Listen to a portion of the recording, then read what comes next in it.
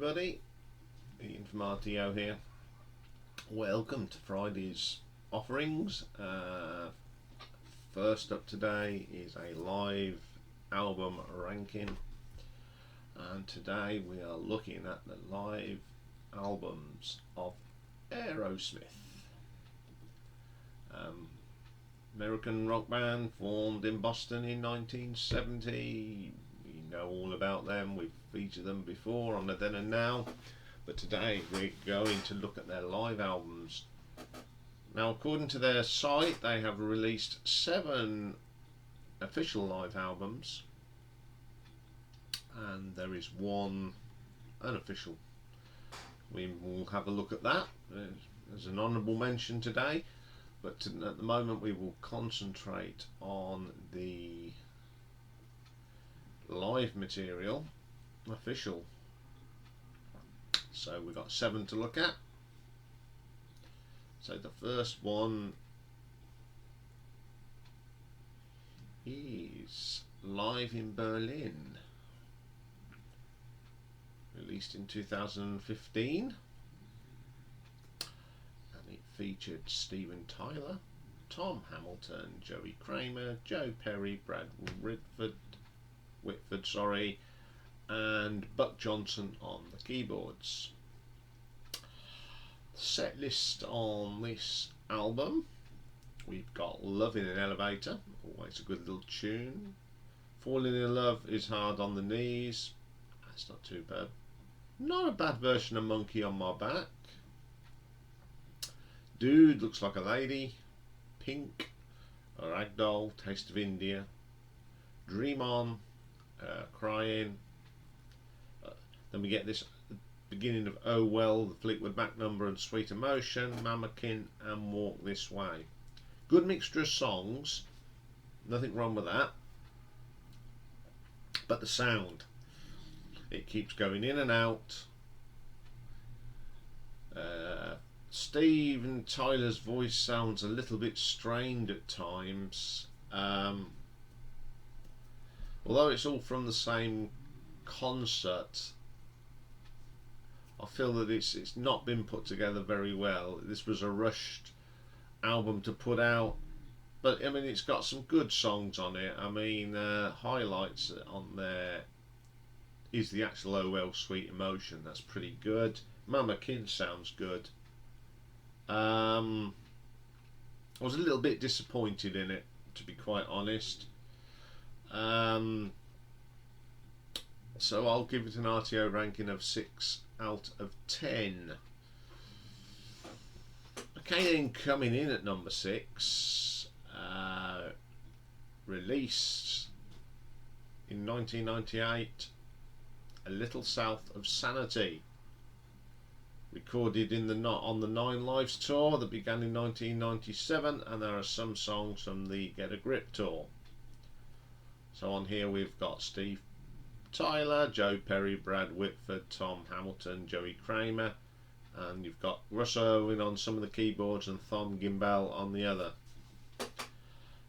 This is recorded all over the world. Eat the Rich, it was done in San Jose and Costa Rica. Love in an Elevator, University Park in Pennsylvania. Falling in Love was recorded at West Palm Beach in Florida. Same Old Song and Dance at West Beach. Hole in My Soul was West Beach. Monkey in My Back was, and then Don't Know Where Living on the Edge was done, or Crying, or Ragdoll. Angel was done in Tokyo. Janie's Got a Gun, Doesn't Know. Amazing at Donington of 94. Then on disc 2, Back in the Saddle's done at West Palm. Lost Child, Yokohama, Japan. The Other Side, Vegas. Walk On Down, Dream On, Crazy, not quite sure. Mammakin was done in Boston. Walk This Way was Albany. Dude was Albany. Don't Know Where What It Takes was. And Seattle, Sweet and Now Emotion. It's a very good album. as songs, but the continuity's not there. Because when you make I think when you make a live album that you use from at least 4 or 5 concerts, the sound is different. I mean, you can tell the stuff from Donington because of the way Donington's shaped. If you listen to it very carefully, it goes in and out. It's listenable. There's a lot of unnecessary swearing on it. I mean,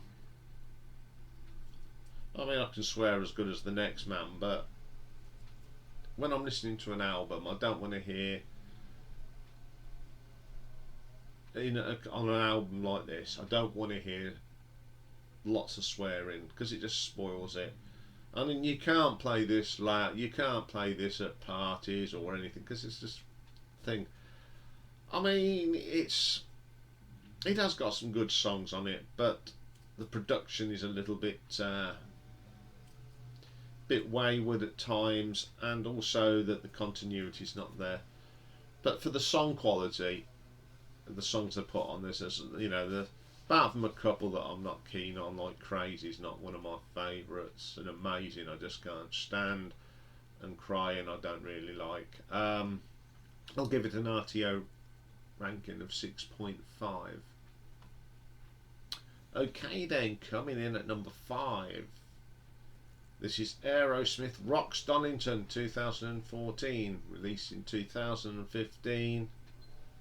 Got the Steve Tyler, Tom Hamilton, Joey Kramer, Joe Perry, Brad Redford and Buck Johnson. Got some good tracks on here, a lot of the older stuff, which is pretty cool. We got Train Kept a Rolling, Eat the Rich, Loving an Elevator, Crying, Jaded, Living on the Edge, Last Child's brilliant, Freedom Fighter, Same Old Song and Dance, love that. Janie's Got a Gun's a really good track. Then we've got I Don't Want to Miss a Thing, which I can't stand. No More, No More, Come Together. Now that's pretty good. Walk This Way, Home Tonight, Dream On and Sweet Emotion, Mama Kin. This is a better album because it flows much better. The continuity there. What lets this down though is because it's recorded at Donington Park, and where they have the concerts at Donington Park, the actual stage is down in a dip, and you sort of rises up like that. I think sometimes the sound gets lost at Donington when you have live recordings. I've got quite a few live recordings from Donington, and it just fade in and out a little bit there. Depends which way the wind's blowing as well. And it doesn't help when you've got an airport nearby as well. But as an album, as songs, apart from a couple, they are, it's a stable show. I've seen them, and they're great live. But this is a lot better than live in Berlin. So I'll give this one an RTO ranking of 7 out of 10. Okay, coming in at number 4. Classics Live 2. They released this is a package. You got Classics Live 1, Classics Live 2, and then they put them all out together. This is done from the New Year's show in 1984 when the original members were reunited, and then there's a few tracks done in 1977. And on here we've got Steve Tyler, Tom Hamilton, Joey Kramer, Joe Perry and Brad Whitford of course. Opens up with Back in the Saddle, great song. Walk This Way, absolute classic. Moving Out is a brilliant version of that. Draw the Line, now this is done in 1978 at California Jam Festival.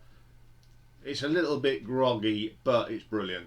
It's absolutely brilliant to hear that song live. Same Old Song and Dance, really good. Last Child, really good track. Let the Music Do the Talking, again recorded in '86, really good. And then a really good version of Toys in the Attic. You got some classic tracks on this. The production's a little bit bad, you know.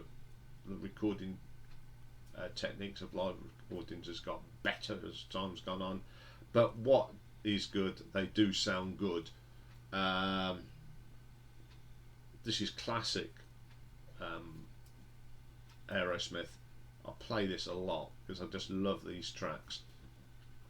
So I will give this an RTO ranking of 8 out of 10. Okay then, coming in at number 3 is Classics Live. This album is made up of recordings from 1978 to 1984, and some of the recordings include Jimmy Crespo, Rick Dufay, who temporarily replaced Joe Perry and Brad Whitford. Some of these songs appear on the live bootleg, which we'll talk about later. It's very vague on which songs are where, but it has got some absolute classics on here. There are ones that should say where it is recorded. Okay, the first track on this one is Train Kept a Rollin', one of my favourite tracks. I know it's a cover, but I still love it. Kings and Queens, this is great. It's a little bit of a dodgy recording, but Kings and Queens is a great song, and it's great to hear it. The brilliant Sweet Emotions on here, and that's pretty good. The Dream On's very, very good version here. Then we get Mama King, of course, stable track. 3 Mile Smile and Reefer Headman, great tracks. Bluesy, fantastic. Lord of the Thighs, brilliant. This is another little gem. It's nice to hear stuff that Jimmy Crespo and Rick Dufay performed on as well. Bit nostalgic, this is. Very good album though. I'll give it an RTO ranking of 8.3. Okay, coming in at number 2. Released in 1978. Live bootleg. The design of this album is to use that app of the poor production that good bootlegs. I do like this for that reason. I take it for what it is. It's basically the band knew that there was so much bootleg going around. They decided to release their own bootleg, and it's got some great tracks on it. On here we've got Steve Tyler, of course, Joe Perry, Brad Whitford, Tom Hamilton, Joey Kramer. We've got Mark Radis on keyboards and backing vocals. Okay, it's got where these are recorded on here as well, so which is really good. So we got Back in the Saddle, brilliant version on here, recorded in 1977 in Indianapolis. Sweet Emotion, Chicago from 1978, very, very good. Lord of the Thighs. These are all very, very good versions. Take it for what it is. And that's what I did, and I do love this album. Toys in the Attic, done at Boston. Absolutely brilliant. That was done at the Music Hall in Boston. Last Child was done at the Paradise Club in Boston, and the fans went absolutely mental. That's Homecoming Time, Come Together, a really good version of that, recorded in 78. In Massachusetts, Walk This Way, recorded in Detroit in 78, fantastic. Sick as a Dog, great to hear that live. Sounds really raw and raucous. From 1977. Dream On, not too bad. Then we got Chip Away at the Stone, Richard Super composition. Sight for Sore Eyes, not a bad version of that, done in Columbus, Ohio. Mamakin, really good. SOS, Too Bad, great to hear that live. Ain't Got You, recorded in 1973 at a radio simulcast, absolutely brilliant. And then we got Mother, Popcorn, Draw the Line, again from this radio simulcast. Absolutely bad production, but it's just so great to hear something recorded that long ago. Then we get Train Kept a Rollin', Strangers in the Night from 1979. Love the concept of this. Beat the bootleggers at their own game. Okay, it's raw, it's the production's naff in places, but for a nostalgic trip into the early live Aerosmith, it's absolutely dynamite. And I'll give it an RTO ranking of 8.5. Okay, coming in at number 1. Now this will shock a lot of people, but it was released in 2005, recorded in January 2002 at the Joint Hard Rock Hotel in Las Vegas. It's Rockin the Joint. On here we've got Steve Tyler, Joe Perry, Brad Whitford, Tom Hamilton, Joey Kramer and Russ Irwin did to the keyboards. This is great. It's got classics and some of the more recent ones. Very good mixture of tracks. First thing you get is Good Evening Las Vegas from Steven Tyler. Then we get Beyond Beautiful, not a bad version. Same Old Song and Dance is brilliant on this. Absolutely brilliant. No More, No More sounds really good as well. Seasons of Weather, it's not too bad. Lighting Sign, it's okay. Draw the Line, brilliant. Absolutely stonking version. Then we get The Awful, I Don't Want to Miss a Thing. Forget about that one. Then we get a fantastic version of Big 10-inch record. Fantastic track that is. Really sounds good. Then we get Peter Green's Rattlesnake Shake. Fantastic.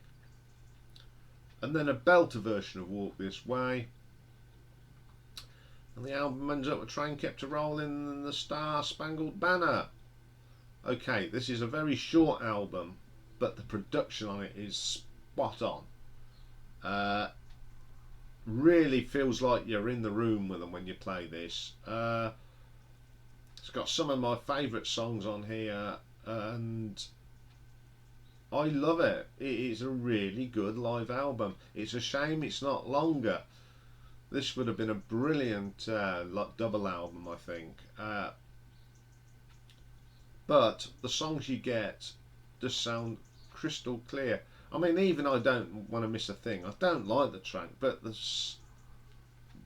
quality of it, the production on it is fantastic. I can't take that away from them.